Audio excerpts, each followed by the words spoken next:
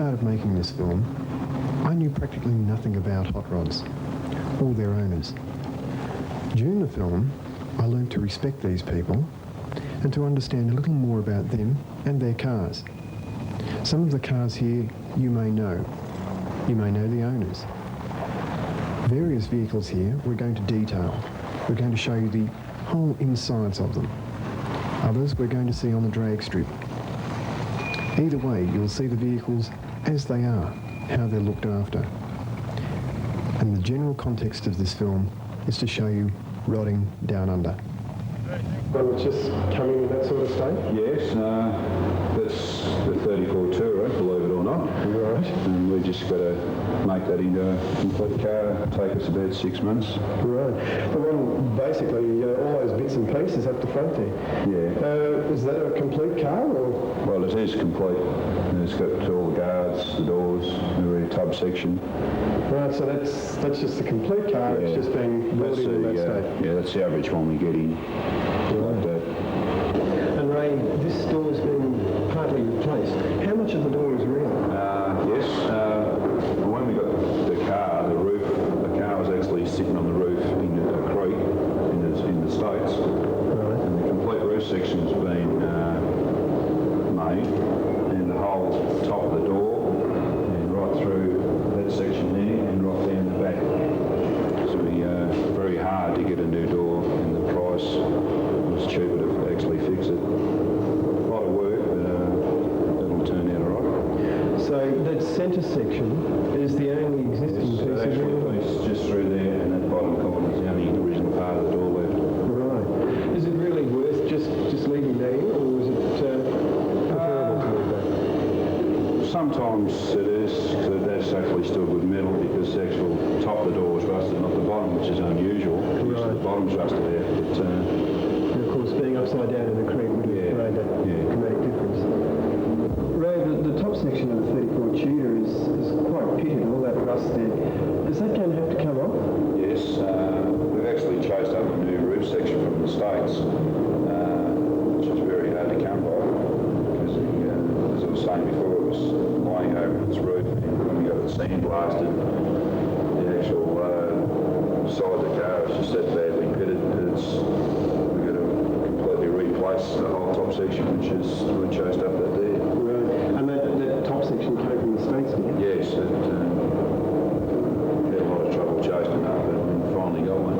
Mm-hmm. And that's just a matter of just welding that on, that'll look like similar to the door. And yeah, that's right. We'll just completely chop that whole rusty section out and replace it with a new section we got.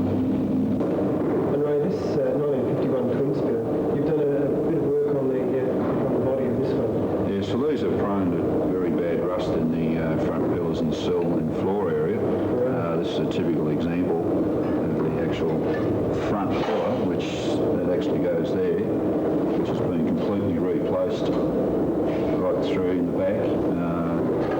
A section of floor here, which has been completely taken out because of very bad rust, and someone sometimes put a few bronze patches in there, which is not a very good idea, because it causes more rust and more trouble than it's worth. But that's just a standard top floor repair we do. And once you've got the actual basic floor part done, you can build on from there. This job must be a satisfying job for Ray, as he creates a vehicle to be proud of, from assorted rusty metal shapes. He's had this business for 3.5 years, and he employs 3 people now, 1 apprentice, 1 panel beater, and 1 mechanic.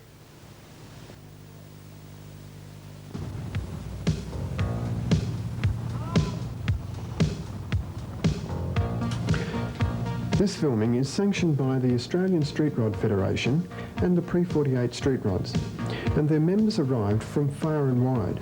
We chose to detail some of the more striking rods on the day by driving them around the Lakelands Hill Climb circuit, where we could safely film them from a variety of interesting angles.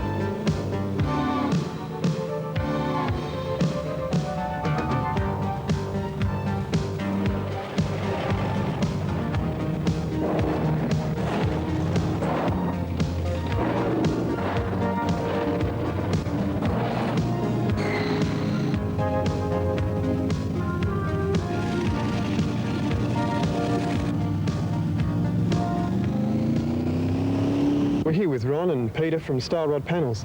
And Ron, how long have you been in business here? 6 years in Style Rod now. 6 years now. And what sort of vehicle repairs do you generally do? Well, we do all general motor repairs and hot rods, restoring, all that sort of stuff. Right. And Peter, I believe you do the customising as well here? Yeah, we do anything, all metal customising, fiberglass customising, whatever the customer wants. We do a lot of fiberglass cars. We've got 6 different lines of glass cars. 6 different lines of glass? Yeah, we've Gee. got the 32 Roadster, 32 Coupe, 32 Touring, A-Model Coupe, A-Model Tudor, and the 34 Coupe. Also, we've got custom line flip fronts and FJ Holden flip fronts. And I believe you've got a couple of 52 Jags out there. Yes, we've 252 Jags straight out from the States, Right. changing from left hand to right hand drive. Right, so doing the mechanics in that as well. No, the customer's doing the mechanics. We'll Right. do all the body work, any rust repairs, and then we'll paint it when it's finished. Right.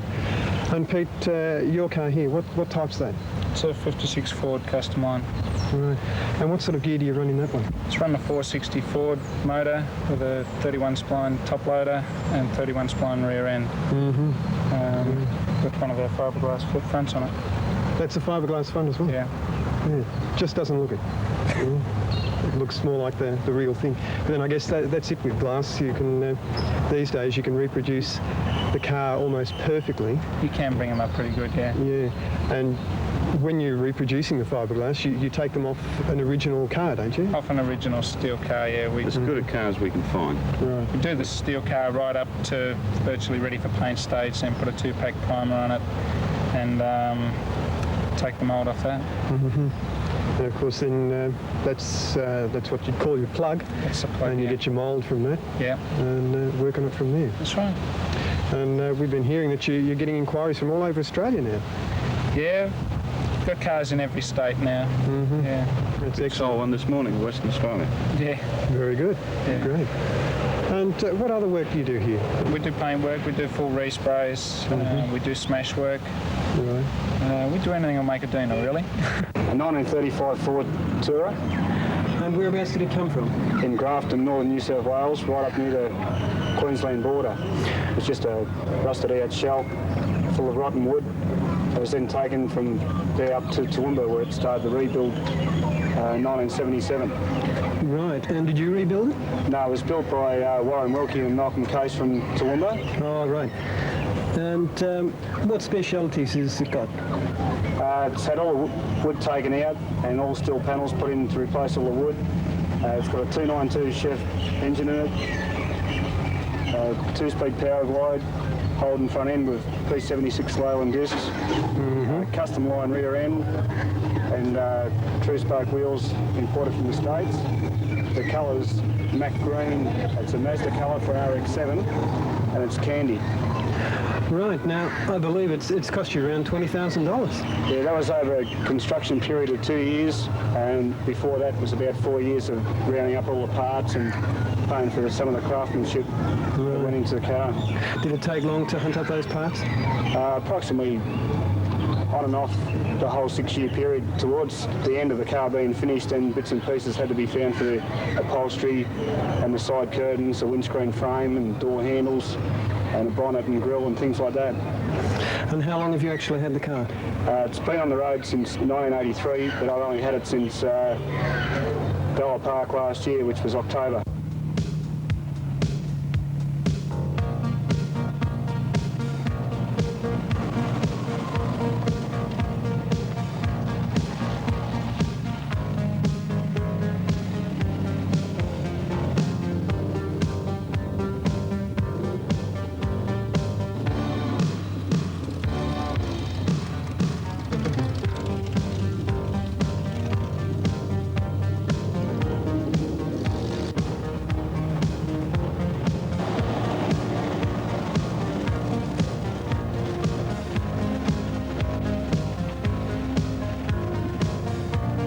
And Ken, you're from Geelong. I believe this is a 53 Ford pickup.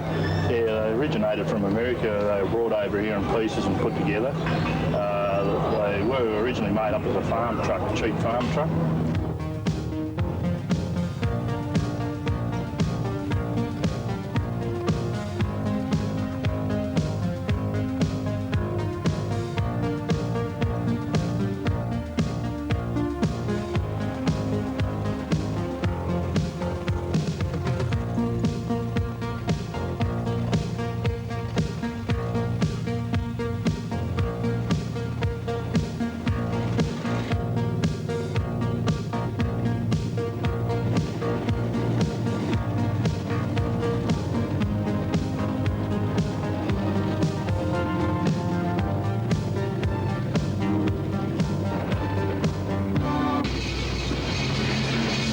Greg, this car is a fairly customised car, is it? Yes, very much so. Now, you've spent quite a deal of money on this, and about how many hours would it have taken, like the various people, to put this one together? At least a year, fully professional building. Now, I believe that bonnet, that came from the States, didn't it? That's correct. It's fully opening from the inside rather than from the outside, which are custom bonnets are made that way. Right, so it can completely open from the inside. That's right. Right, that's fairly different for that type of style of car, isn't it? That's right. Well, the original car had a opening on the side, where this is a free piece that just opens from one side rather than from both sides. Right. Now, I believe you've got a Jag rear end. Yes, we've got a Jaguar rear end, which is independent rear suspension for the better riding of the car. Right, so that's a completely different system to the norm? Oh, completely, yes. Right. What other unique parts are about the car? Well, the idea of the car was to be built for everyday use rather than being shown all the time. So we put electric windows in, air conditioning, heated, and a triple wiper blade system actually from a Nissan Patrol. And twin speed, so completely get good vision in the rain as well. Right, that's fairly significant, I guess, for that type of vehicle if you're going to use it for everyday use. That's correct.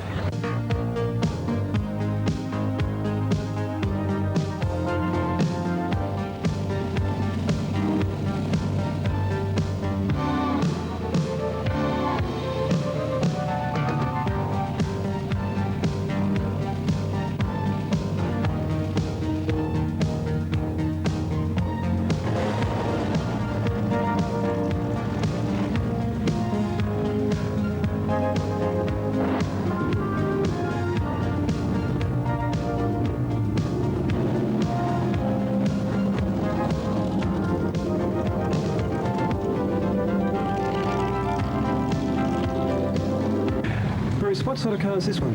It's a 1934 American four-door sedan. Now, I believe this is the last one in Australia. No, there's two in Australia. Right. So, well, this is the only one that's running? Yeah, it's the only one on the road. Right. Now, did you build this one completely from scratch? Completely from the ground up, yeah. And whereabouts did all the parts come from? Well, parts were brought in from the States and other parts were made here. Body panels and that. Right. And what sort of engine do you run? It's got a 289 Ford motor in it. And Rob, what sort of car is this? This is a 1935 Ford sedan. These are fairly common car, aren't they? Yeah, there's a few of them around. Yeah. How long have you had this one? I've had it 3.5 years. Right, and how long's it been on the road? Oh, it's only been on the road. Got on the road this week, a couple of days. Right, it's only a couple of days really on the road. Yeah. And what sort of specialities have you got? Oh, it's got a 302 Windsor, C4 Auto, 9-inch disc brake rear end, and it's got an original front end. Right.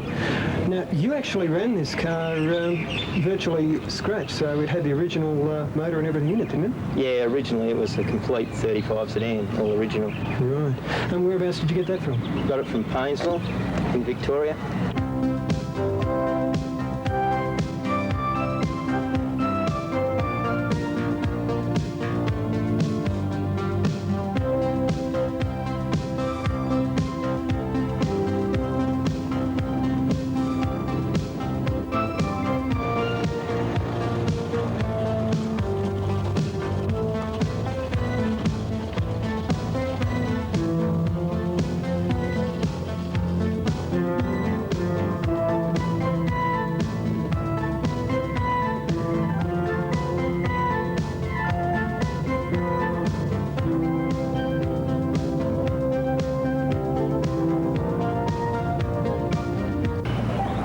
what sort of car is this? 1930 improved A model Roadster. And whereabouts did that come from? It was found in a paddock up in Kyneton about 6 years ago. They'd chopped the back off it with an axe to use it as a runaround. Goodness.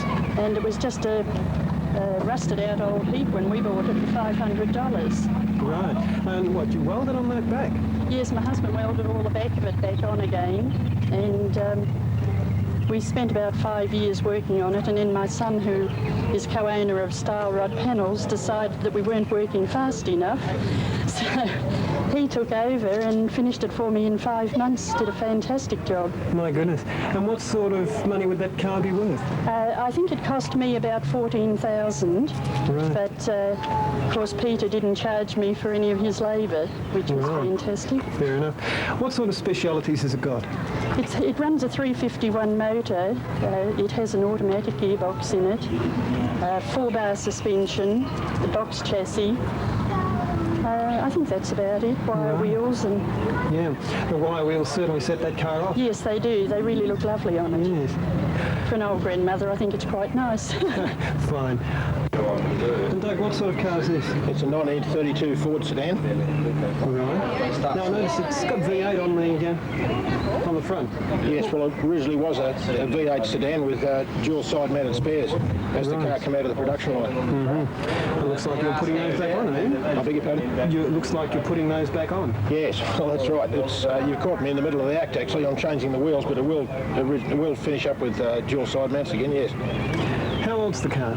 It's a 1932 model, which makes it about 40 years old. How long have you had that one?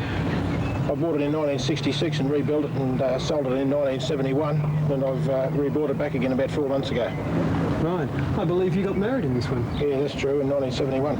Right. And you've won a few rod runs and things like that, haven't you? Yes, I won the National Rod Run in 1983, and I won various shows with it back in the 60s and the 70s.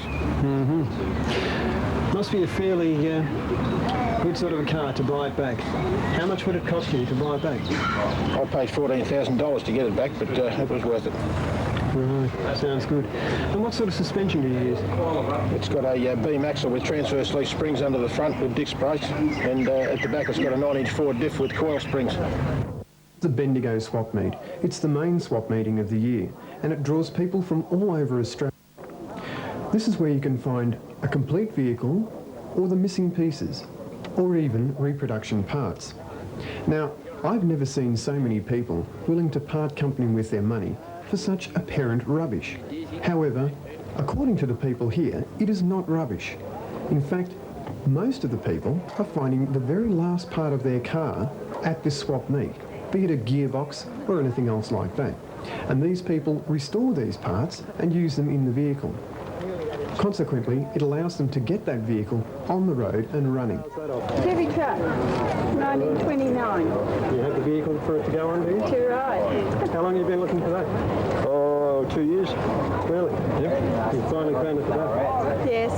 Just found it laying here. There you go. Not very often that happens, I suppose. Very seldom, actually. As parts become harder to find, the swap meet becomes more attractive to the buyer. And during the Bendigo weekend, many people rekindle old friendships on the see you the same time next year basis. Right, well done. Yeah. There you go. And what's that message you just bought? Speedometer. For a veteran car. What was that? Well, it's a veteran, that's all we can say. Last patent date 1980. That can be about right.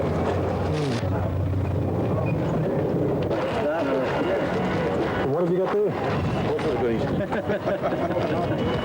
That's a grill shell of a Standard. No, that's an Anglia 1936 Anglia. It's not going to hot rod. And what are you putting it into? 36 Ford. So how far off is being ready? Oh, it has not started yet. You haven't I started? haven't started restoring it. This is the last piece I've got to get for to put it together. That's the last bit, isn't it? Last bit, yeah. And what have you got there? A gearbox. And what's that one for? A 1927 Chrysler. afternoon, dog. Have you been enjoying it here today? Is that one bark for yes or two for no? It was an 18 mil long reel of plugs, and somebody told me there was a store around here somewhere, and it's got the, got them all listed out.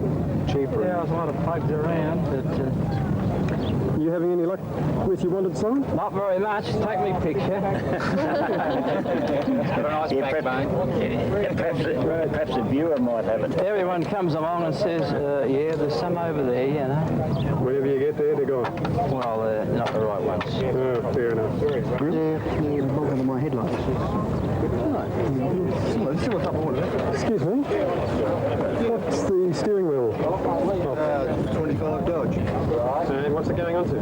25 Dodge. Right, so you've got Nice, what state of completion is it? It is complete, but the steering wheel's not too good. Oh, right, so you're just replacing it. Just replace it. Are they hard to come across? They certainly are. This one's slightly swollen, but it'll have to be restored. Yeah. How long will it take you to restore that?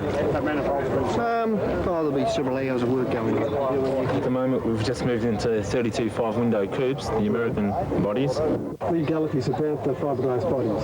Well, at the moment, we did have a little bit of trouble with the actual bodies, but as long as they've got steel reinforcing right through the bodies, like burst-proof locks like on a late model vehicle, intrusion plates in the doors and all that type of thing, and they have an engineer's report where they're fully legal for registration. Right. So that way, when the bodies are for sale at the price that we're offering them at, they will have an engineer's report, so when registration comes along, you've got no problems at all. Right, so basically it's just as strong as a normal car then? That's right. Right. Fine. Okay, thank you very much, John. No worries. I'll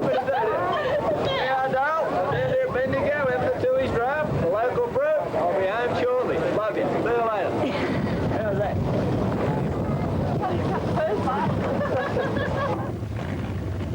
Now we're going to look at the hot rods on the drag circuit. This is the Old Time Drags and Hot Rod Run, sponsored by the Southern Hot Rod Club. We're out at Heathcote Dragway. This is a totally different facet for the hot rodders. This is basically a low-key event which the hot rodders are able to get together and show off their cars in a totally different manner.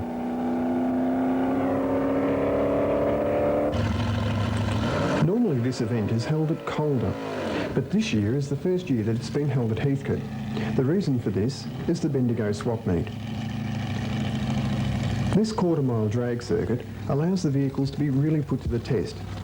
Rods here are able to do the quarter mile in around 16 seconds. However, some of them are even getting down into the 14s. This circuit is quite a safe circuit, as the hot rods have to abide by the normal drag racing laws. This means that they need loops around the diff and varying other safety precautions. The drivers have to wear long-sleeved garments, secure footwear, as well as good sturdy helmets. Even the windows in the cars have to be wound up when dragging.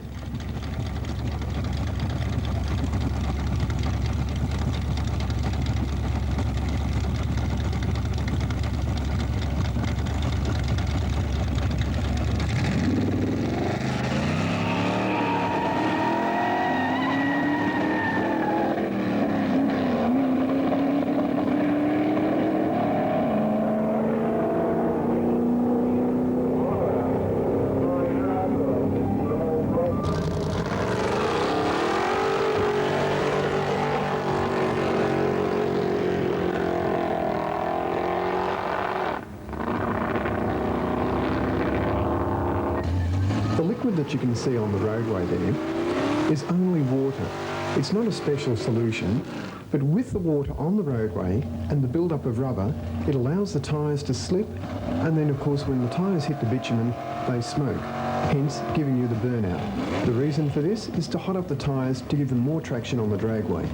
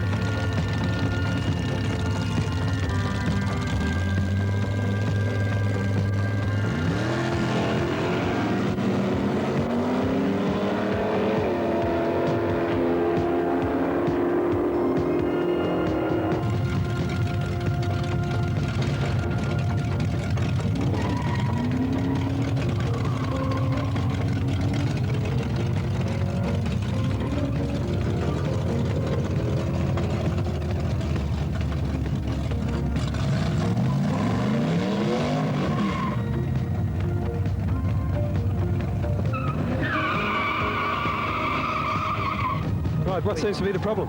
They're backfiring. We don't really know. We're just going to give it a couple more runs and see if we can sort it out. Right, what sort of time have you done today, Russell? Low 16 so far. We'll do a lot better than that though. What's been your best time? Just the first time we dragged it.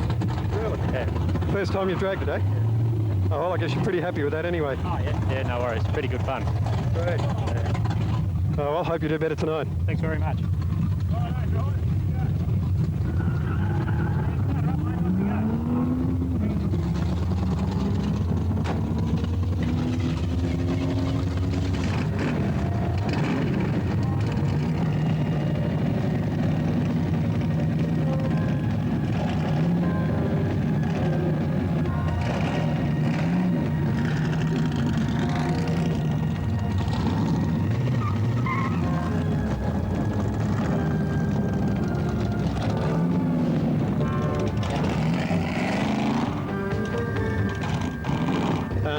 This is your first time, is it? I've had a run with another motor in. It's a bit bigger motor, so I just want to see how much better it is. Right. What have you been doing? What sort of times have you been doing? Just did a 17.3 with a 307 in stock 307. This one's a 327. It's still fairly stock, but it should be a bit better. Right. Do you think you'll do much better tonight? At least a second. Oh, that sounds good. What sort of car is this one? 39 Chev. Right. Seems to be a few of these around lately. Yeah, getting a bit popular. Fair enough. Oh, well, best of luck.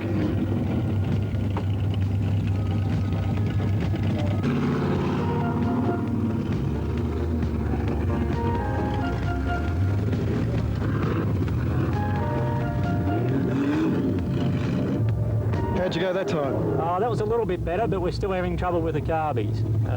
It might be our fuel, actually. We might have a dirty fuel. Right, so intending to remedy that before the race tonight? Oh, certainly we will. We'll be there. Great stuff. What did you do on that one? 16. No, sorry, 15s. 15. Oh, well, that's better than before. Yeah. At least it's improving. Yeah, that's right. Thanks very much. No problem. Now, how are you doing? Oh, going real good, yeah. What sort of speed you do before? About 80 mile an hour. Right, and what sort of time was that? About 17.85, I think it was, round about that. Seem to be getting a bit slower though. I must be losing touch, I think. Fair enough. And how long have you been racing? This is my first time. I've had a bit of a go at everything else in street rodding, so I thought I'd have a go at the dragon as well. Fair enough. What sort of car is this? 1934 Ford. And how do you think you'll go tonight? Well, I've only won one run so far, but I come here knowing I probably had no chance of winning anything, and I'm just here for the fun. So, I'll just stick with that. Fair enough. Well, that sounds good anyway. Well, best of luck. Yeah, thanks a lot. No problems. Good. How you been tonight? What have you been getting? What sort of time have you been getting? High 15s, not quick enough. I'm losing a lot of time off the front here. Just wheel spinning, you know. Right. So you feel the wheel spinning's slowing you down a bit? Yeah, and I seem to be fishtailing a little bit too, you know. I can't get enough traction, so I'm losing a bit of time like that. Fair enough. And what are you running tonight? A 302 Ford Roadster. G'day. What sort of machine's this? 1937 Ford Coupe. And what are you running in it? Side valve V8. What's been your times tonight? It's the first run tonight so far. So I hope to pull low 16s. Oh, it sounds good. Okay, well, best of luck.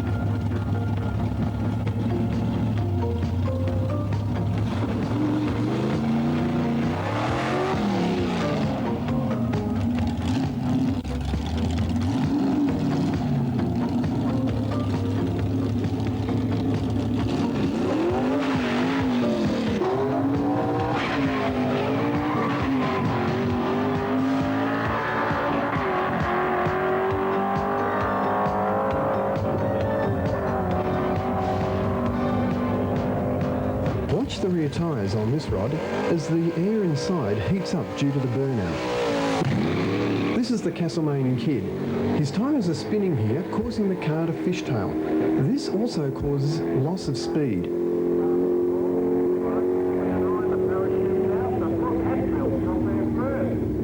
Strip. We've mounted the camera inside the car.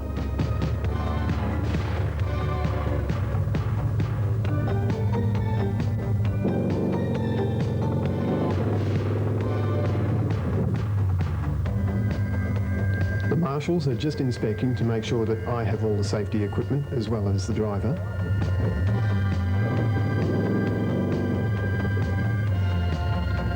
And now we'll do a burnout.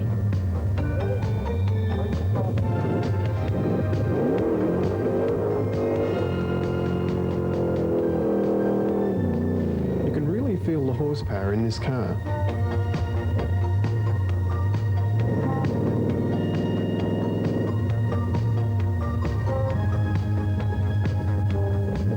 It's just a matter of waiting for the green light. And we're away. You can feel the pressure. You get pushed back into your seat. This car is really moving. And we're past the finish line. Less than 14 seconds. That's all it took to do the quarter mile. And to stop it, we almost take up the full mile.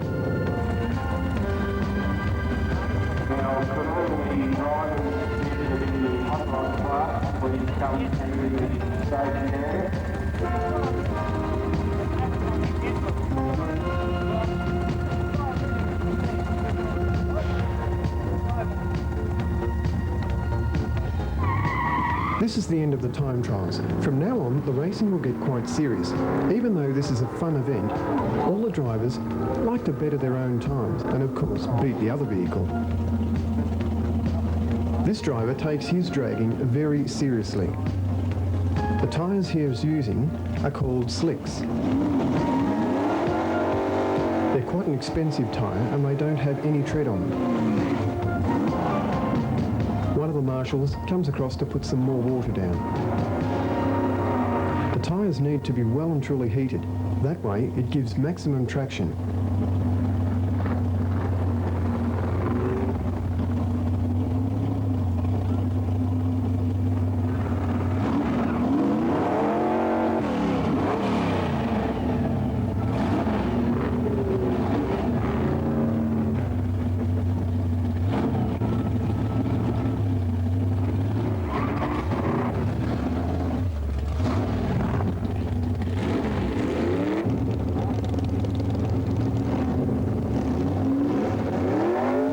There's a beam of light which runs across the dragway at tyre level.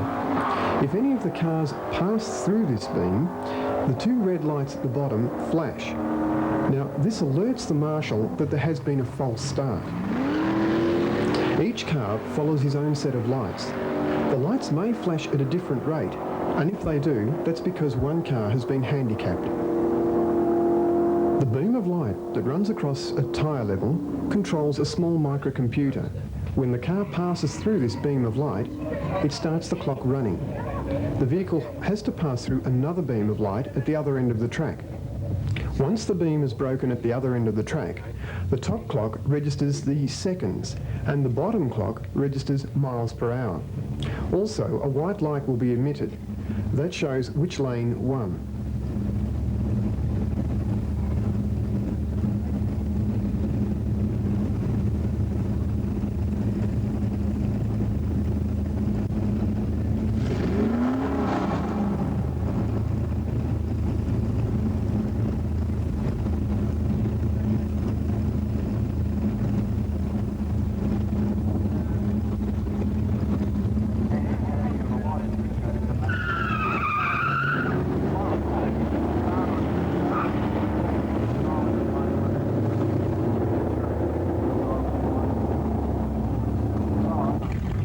This is the marshal who controls the starting lights. He's also in constant communication with the control box. And once that control has hit the button, those drivers can't wait for that light to go green, and then they're off. This is the real race. The time trials finished long ago. These cars have to beat the other cars' time, but they also have to improve on their own time to keep in the running.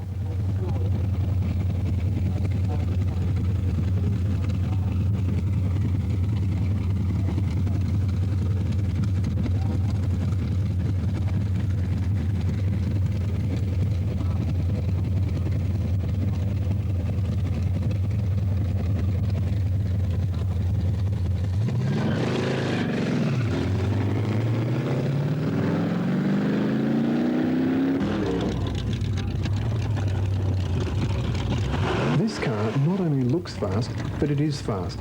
It did the quarter mile in 13.40. However, that's not quite fast enough. It's going to get beaten on its next race.